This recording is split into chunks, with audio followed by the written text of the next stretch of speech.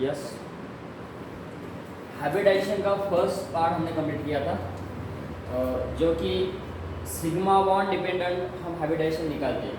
Central atoms को, है ना, सेंट्रल एटम्स को किसी मॉलिक्यूल का सेंट्रल एटम्स है और उसको कितने सिग्मा बॉन्ड अटैच है और उस सेंट्रल एटम्स पे कितने लोन पेयर ऑफ इलेक्ट्रॉन्स है, इसको कंसीडर करते हुए हमने हाइब्रिडाइजेशन कैलकुलेट किया था, है ना। जैसे कि 2 सिग्मा बॉन्ड अटैच है ना, सेंट्रल एटम को 2 सिग्मा बॉन्ड अटैच है तो उसका हाइब्रिडेशन क्या होता है, sp, वेरी गुड। और 3 सिग्मा बॉन्ड है तो sp2, 4 सिग्मा बॉन्ड है तो sp3।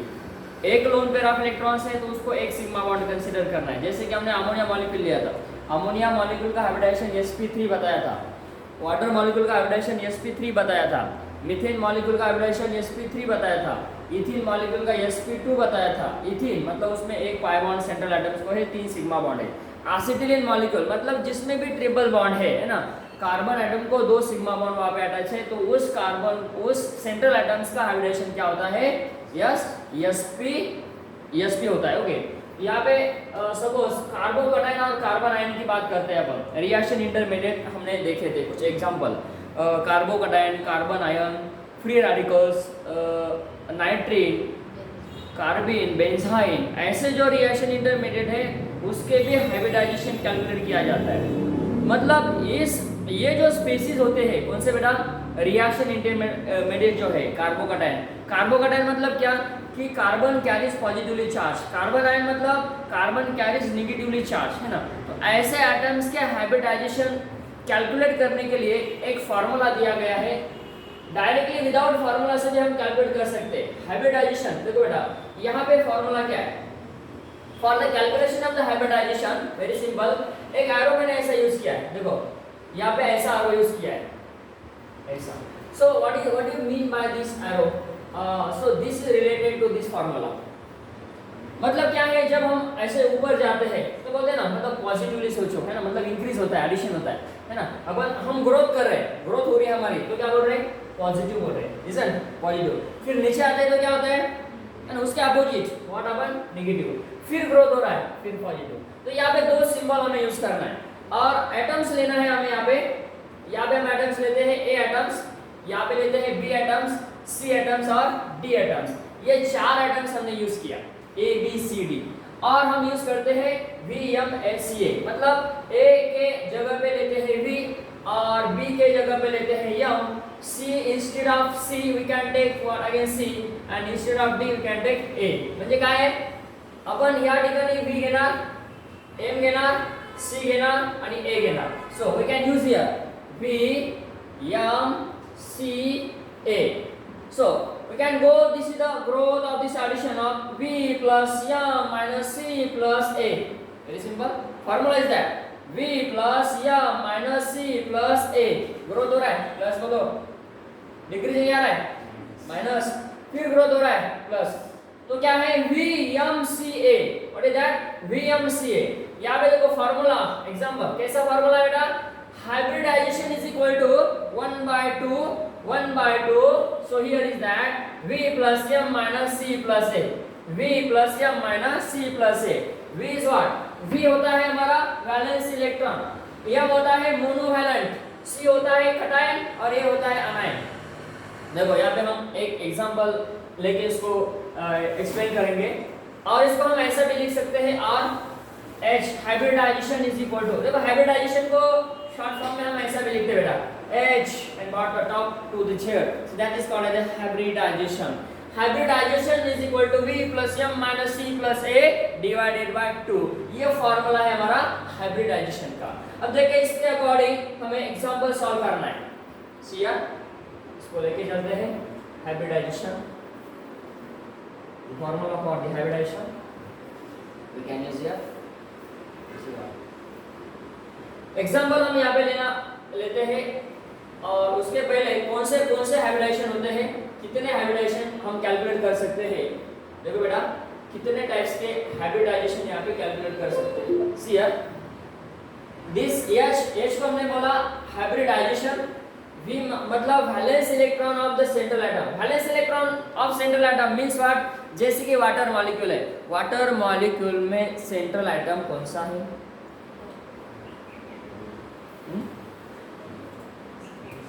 Oxygen, very good. Ammonia में सेंट्रल एटम कौन सा है? नाइट्रोजन। हाइड्रोजन हाइलाइड है HCl, HCl में सेंट्रल एटम कौन सा है? Cl, okay. तो फिर अमोनिया में जो नाइट्रोजन एटम सेंट्रल है तो उसका एटॉमिक नंबर क्या है? 7। इलेक्ट्रॉनिक कंबिनेशन क्या बेटा? 2,5। तो उसके वैलेंस शेल में कितने इलेक्ट्रॉन्स है? 5। तो वो हो गए उसके वैलेंस इलेक्ट्रॉन। यहाँ पे हमने लिखा valence electron of central atom is. अब यम क्या लेना है? Monovalent atom. मोनोवैलेंट एटम हमारे मोनो मतलब एक, मोनो मतलब एक, वैलेंट मतलब उसकी वैलेंसी। मोनोवैलेंट मतलब जिसकी वैलेंसी एक है, ऐसे एटम्स कौन से पीरियोडिक टेबल में? यस बेटा, यस कम ऑन। हेलिना के रबी कैसे फ्राई करें, वहां पे है हमारा हाइड्रोजन ग्रुप, है ना। मतलब हाइड्रोजन की वैलेंसी एक है और वैलेंसी जो फर्स्ट ए ग्रुप है, फर्स्ट ए जो ग्रुप है उसका वैलेंसी एक है।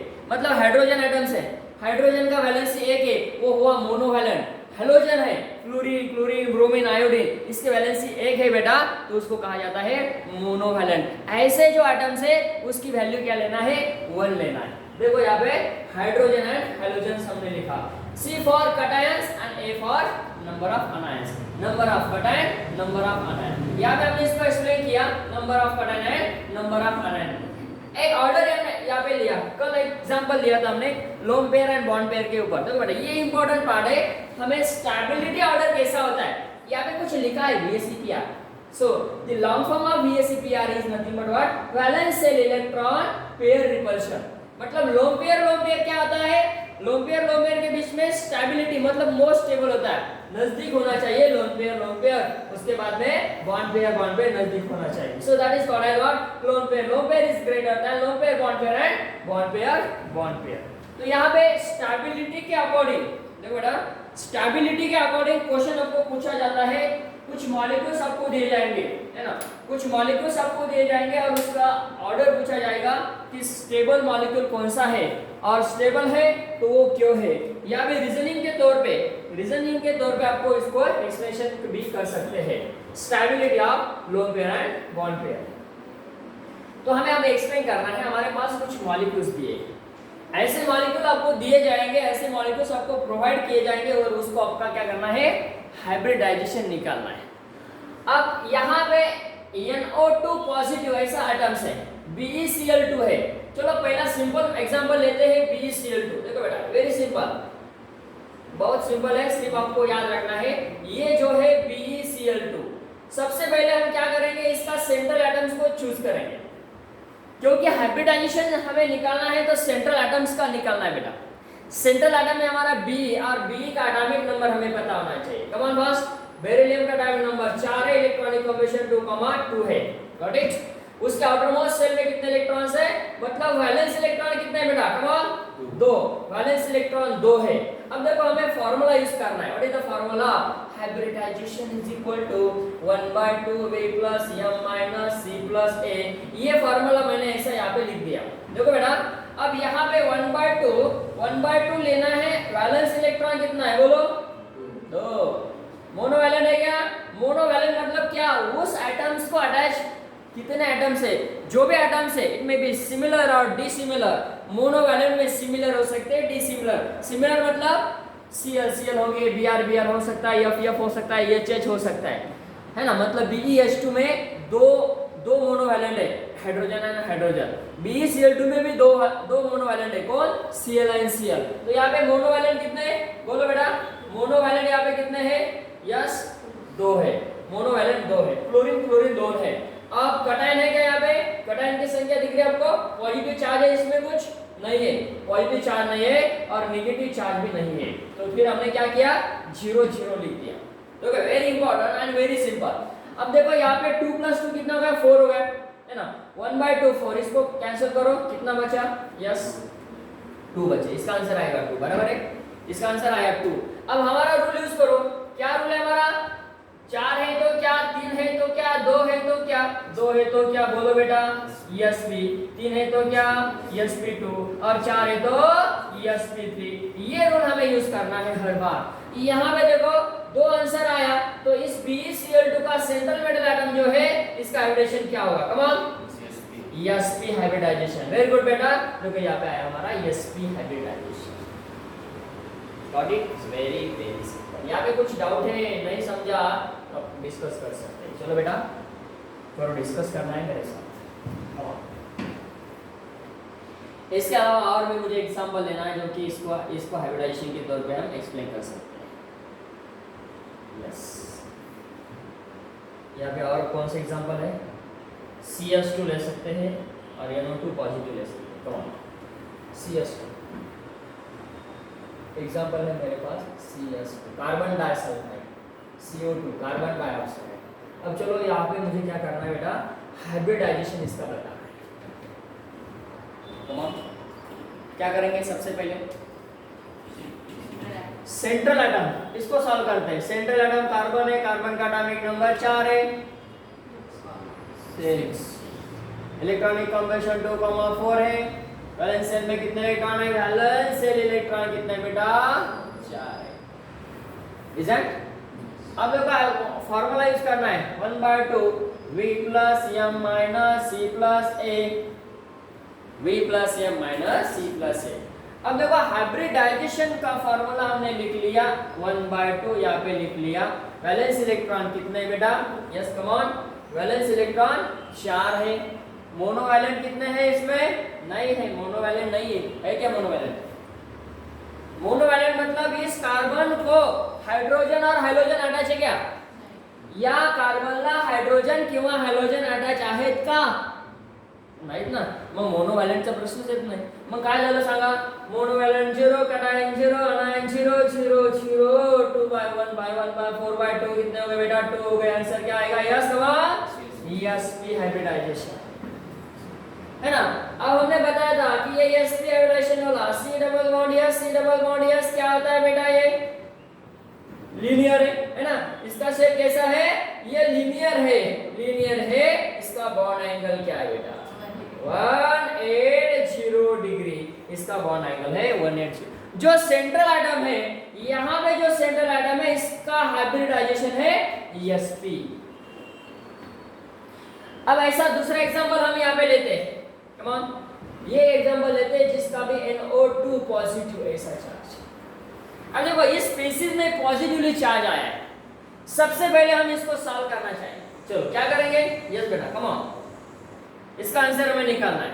नाइट्रोजन सेंट्रल एटम्स का, इसका एटॉमिक नंबर 7 है, इलेक्ट्रॉनिक कंबेशन 2,5 है, करेक्ट। सेंट्रल एटम मतलब उसके वैलेंस शेल में वैलेंस शेल इलेक्ट्रॉन कितने वैलेंस शेल इलेक्ट्रॉन से? यस V यहाँ पे लिखो, वैलेंस इलेक्ट्रॉन कितने बेटा? 5 है। अब देखो यहाँ पे हमें फॉर्मूला यूज करना है। कटायन यहाँ पे कुछ दिख रहा है बेटा? कटायन 2 कटायन है ना, 3 है। कटायन की संख्या कितनी?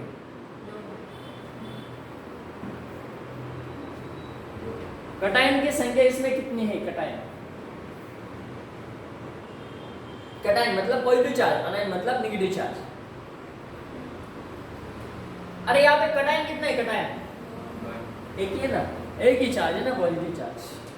क्या प्लस प्लस ऐसे 2 3 है? एक ही है ना, तो कटायन एक है। तो यहाँ पे हम देखते हैं, देखो बेटा ऐसा भी कर सकते हैं। वैलेंस इलेक्ट्रॉन, मोनोवैलेंट, बोलो, कटायन 1, कटायन 1, अनायन 0। अब हमने यहाँ पे ऐसा लिख लिया। अब जब कोई न्यूमेरिकल सॉल्व करते हैं, फिजिक्स का है, मैथमेटिकल्स का है, गिवन डेटा हम लिखते हैं ना, न्यूमेरिकल दिया है उसका हम गिवन डेटा लिखते हैं, उसके बाद में उसका फॉर्मूला लिखते हैं और फॉर्मूला में क्या करते हैं? हाँ, वैल्यूज पुटअप करते हैं। वेरी गुड बेटा, एंड कैलकुलेशन करके उसका आंसर निकालते हैं। Same thing is here. Whatever, चलो hybridization is equal to, come on बेटा, 1/2 V + m - C + A ऐसा लिखो। पहला ग्रोथ करो, फिर डिक्रीजिंग आएगा, फिर ग्रोथ करो। ओके, ये हमने लिख लिया। फार्मूला में अब क्या करना है? वैल्यू पुट अप करो। कम ऑन बेटा, 1/2 V 5 प्लस माइनस कटायन अनायन। चलो कितना है आंसर? है ना, 1/2 v plus m minus c plus a। v कितना लिया था 5 माइनस 5 माइनस कितना था वहां पे 1, 5 minus 1 is equal to 4, then 1/2, then we can calculate 4/2 is equal to what 2। Answer आया हमारा फाइनल 2, आंसर आया हमारा फाइनल 2, आंसर फाइनल 2 आया। हाइब्रिडाइजेशन क्या है, यस ESP हाइब्रिडाइजेशन। ओके, तो ये ESP हाइब्रिडाइजेशन मॉलिक्यूल जितने भी हमने कैलकुलेट किए, पहला मॉलिक्यूल लिया था BeCl2, उसके बाद में CS2, CO2 और यहाँ पे NO2 पॉजिटिव, मतलब इसका लीनियर शेप है, ESP हाइब्रिडाइजेशन है। जनरली ESP हाइब्रिडाइजेशन मॉलिक्यूल यहाँ पे लीनियर हुआ करते हैं और उसका बॉन्ड एंगल होता है बेटा 180 डिग्री। ओके, तो यहाँ पे हमारा हाइब्रिडाइजेशन में ये फॉर्मूला यूज करके हमने क्या किया, हाइब्रिडाइजेशन कैलकुलेट किया। So in continuation of ESP2 hybridization, ESP3 hybridization, ESP3D, ESP3D2, ESP3D3, ऐसे कुछ हाइब्रिडाइजेशन हमें निकालना है again in continuation of the lectures.